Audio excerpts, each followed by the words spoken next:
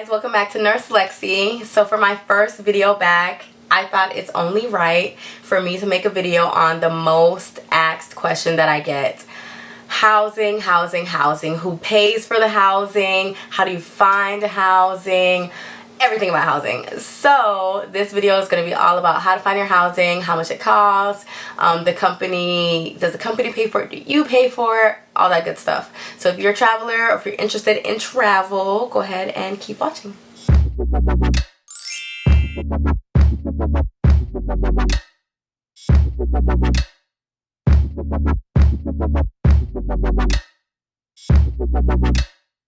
Okay, so the basics for traveling in general is that you can either find and pay for your housing with the stipend that the agency gives you, or you can have the agency find and pay for the housing for you. Two different options. So if you decide that you want to find your own housing, then you get a tax-free stipend every week from the agency for housing. If you want the agency to just find housing for you, if you don't want to deal with it or whatever, then you don't get any type of tax-free stipend. They find your housing, they're paying for the housing, but you don't get any stipend. So you're only getting like your hourly pay. So what most travelers do, I mean, the way that you're really maximizing your income is by getting those stipends, those tax-free stipends for housing and meals, and finding your own housing. For example, let's say that your housing and meal stipend for the week is $1,200. That's around what I normally get for like the assignments that I've been on. So you're getting $1,200 a week. That's just your housing, meals, and incentives, tax-free stipend, $1,200 a week. Times 4, that's $4,800. So in a month, you're getting $4,800 tax-free dollars for your housing and meals. If you find a place to stay that's $1,000, $2,000, even $2,500 a month, you are still saving money because they're giving you $4,800 for housing and meals, and you're only spending $2,000 or $2,500. So you're pocketing the rest. So the best way to maximize your coin is to find your own housing and find like a decent priced housing, pocket the rest of that money. Okay, so now you're like, okay, so I'm gonna choose my own housing. How do I find housing if I'm going somewhere I've never been? So sometimes it does get stressful, it does get tricky. One option you could do is hotels. So you could even just do a hotel for like the first week while you scope out the area that you're going to be living in. And then after you stay in the hotel for about a week, you can start looking at Airbnbs, Furnish Finder, VRBO. You could do that. Some people do stay in hotels the whole time. So if you're choosing the hotel option, some people like extended stays because they have a kitchen. They have, it's like a mini apartment. But sometimes the extended stays are not in the best areas. So that's something to keep in mind. But I do know people, like when I was in North Carolina, that stayed in extended stays the whole entire time. So if you find one that's decent priced, that is in a good, decent area, go ahead and do that. You have your kitchen, so you're not always buying food. You can cook there. But again, just make sure that it's in a good, safe area. If you choose like a regular hotel, like a Hilton or whatever, that is going to be pretty costly. I haven't ever stayed at a hotel for the entire assignment just because you're going to spend your whole entire stipend just paying for your housing, so then you're not really making as much money as you could be making. Some people decide to stay in the hotels and then they're racking up all those points, so then they'll be able to get a certain number of nights or even weeks free because they have so many points racked up. So that is an option if you have like a credit card with Marriott or something like that, and then you're able to accrue all these points. If you can make it worth it for you, then do that. And your agency should also be giving you like corporate codes. A lot of the agencies that I've worked with, they'll send like an email that has all these different corporate codes for Hilton, Marriott, blah blah blah, and that will give you some type of discounted rate. So that's the first option. The first option is to stay in a hotel the whole entire time, or just for a couple days to a week while you scope out the area. So let's say you do a hotel for a couple of days and then you're ready to look for a spot. I have used Airbnb. I think Airbnb is pretty decent for housing. They have a lot of options on there. You can choose if you want an entire place to yourself, which is going to be more money, or if you're okay with just staying in a room in a house. So if you choose a room in a house option, you're living like with the host, but you have like your own private room, and then you probably are sharing the common areas.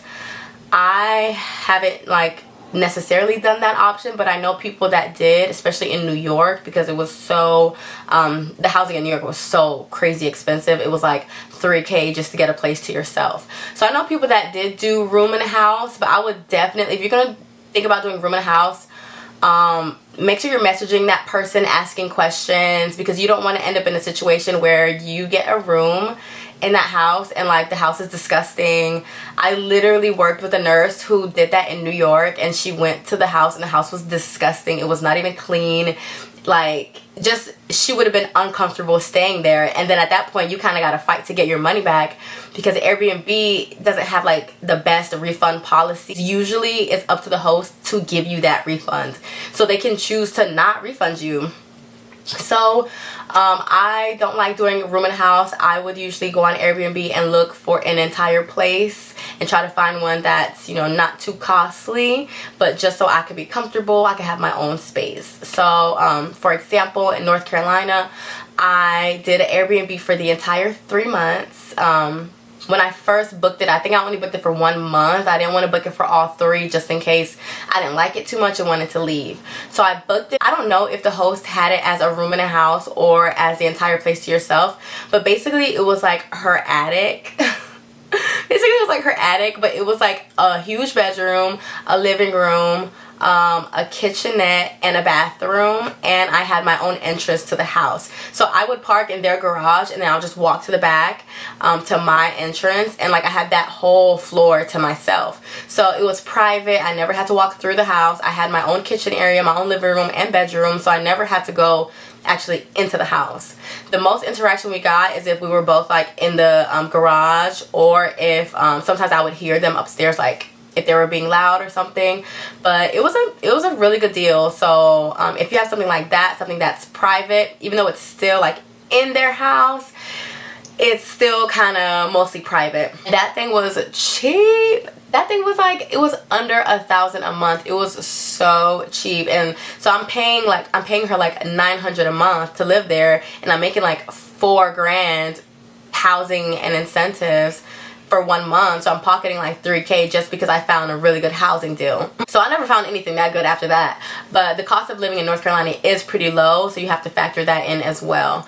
So that has been my experience with Airbnb in North Carolina. I actually had a bad experience with Airbnb in New York, where I booked one Airbnb for a month, stayed there, that was cool.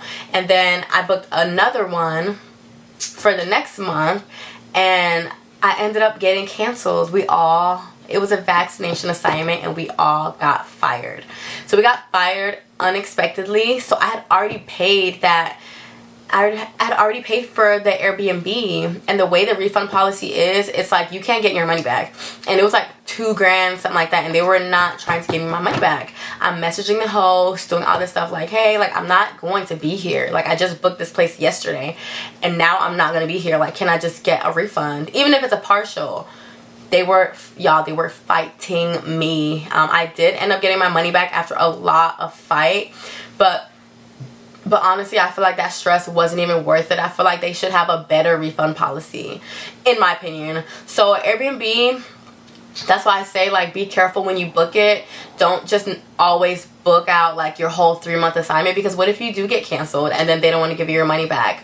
Or what if something happens and you have to go back home and they don't want to give you your money back? So when I book, I like to book a month at a time, and even that sometimes will backfire, but that is what comes with traveling, a lot of inconsistency. So Airbnb is an option. You could also do Furnish Finder, which is, sorry y'all, Furnish Finder is just like Airbnb. People can put their room in a house or entire place up for rent on there.